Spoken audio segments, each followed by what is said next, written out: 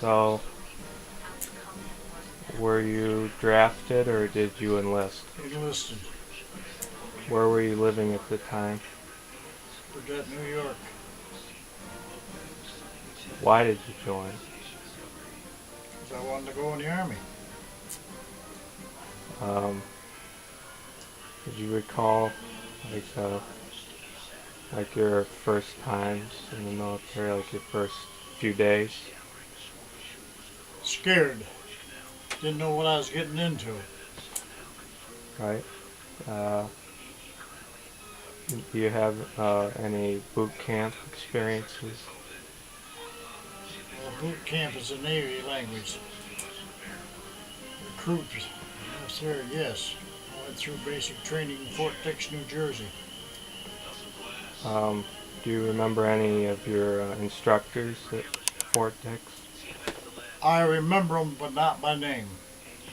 Okay. Why, you want a story? Sure. I had another fellow who was in the same squad I was. We were both over 6 foot tall at that time, at 18 years of age. Going through PT in there, we was doing an exercise with a telephone pole. We was taking a 10-minute break. He and I got up there and picked the pole up, and we was tossing it back and forth between us, him and I, the whole pole. Sergeant come over there and told us, he says, "You fellas having fun?" "Yes, sir." "Good, keep it up until I tell you to stop." That telephone pole was a whole pole, not a half of one. Well, he and I was tossing back and forth, but there was 8 of us in the squad doing the exercise of pushing the roar ahead, back, down, up, and down.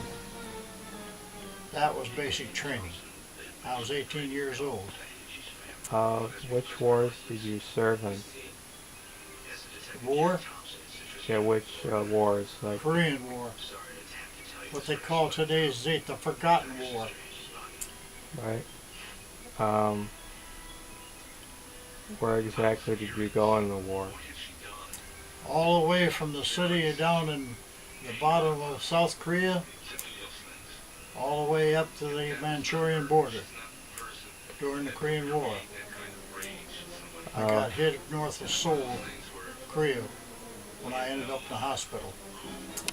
where did you get hit? In the back of the head, the neck. Got a hole in my neck. You want to see that?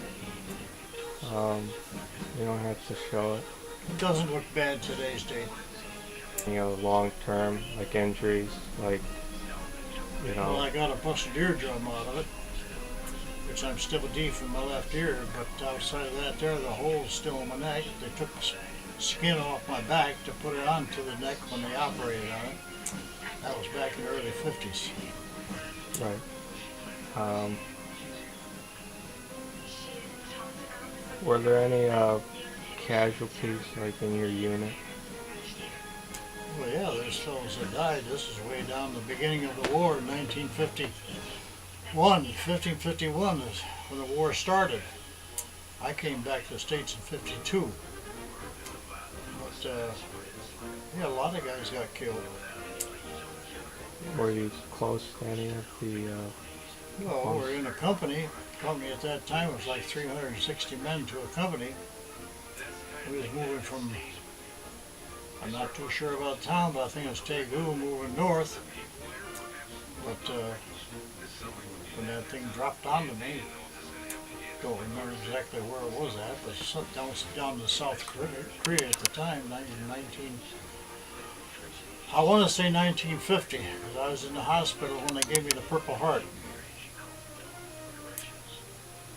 Oh, so you did get the Purple Heart? Oh yes. And a Brown Star. Um, did you keep like a diary? Like, No. I'm too old now, and lots of people don't want to hear about it because young fellows like you, they're more interested in them than they are an old man like me. well, I think that this is interesting experiences. I think that people need to know more about them. I agree with you there. They should have things like that, but it seems like they're more interested in the later wars than they were the old wars. I had a father-in-law that was in the same outfit, the Wolfhounds, 27th Infantry Regiment. He was in the Forgotten War too, back in 1913. Told me I was the first guy he had seen since he got discharged from the Army that was in the Wolfhounds. Oh, right. So, do you recall the day that your service ended? What was that again? Do you recall the day that your service ended? Like, what did you Well, in feel? 1948, when I shipped back from overseas in Turkey, New York City, where I got discharged from the Army, retired. That was 20 years after I got out, or went in. I went in 1948. I got out in 1968. Did you go back to work or go back to school or anything? Nope. Went to work wherever I could get a job. Um, did you continue any of the relationships you made in the military? Like, No, the people that I had relationships with as military men, I've lost contact with them. I can't find them. I've tried, but we're scattered all over the United States. It's my best friends and stuff like that. I can't find them anymore. did you join any veterans organizations? American Legion, VFW. Um, are you active in it? Like, No.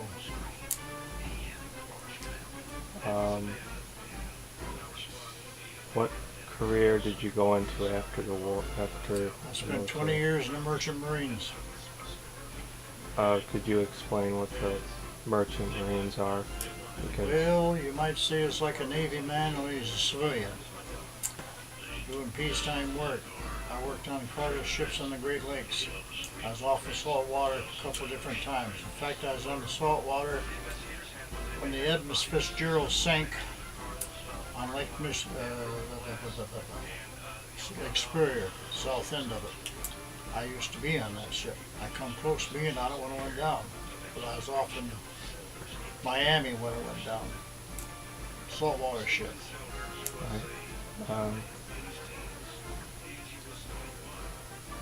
um, what is your did your military experiences influence your opinions about war? No, I don't create no knowledge of what things like that because lots of things that I was involved in, you don't talk about them. And besides that, the younger generations are more important to me than what my past is. That's like driving a car. Back when I was a kid, you was using horses. Right.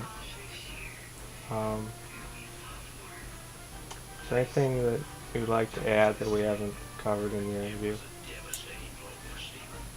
The only thing I can say to that is I'm too old, and young people don't want to listen to an old man talk, so I don't talk too much. In fact, you're getting to be talked more now than I ever did, right? Right. Once in a while, you get with some people, and they will start talking about things because they're interested in the history of it.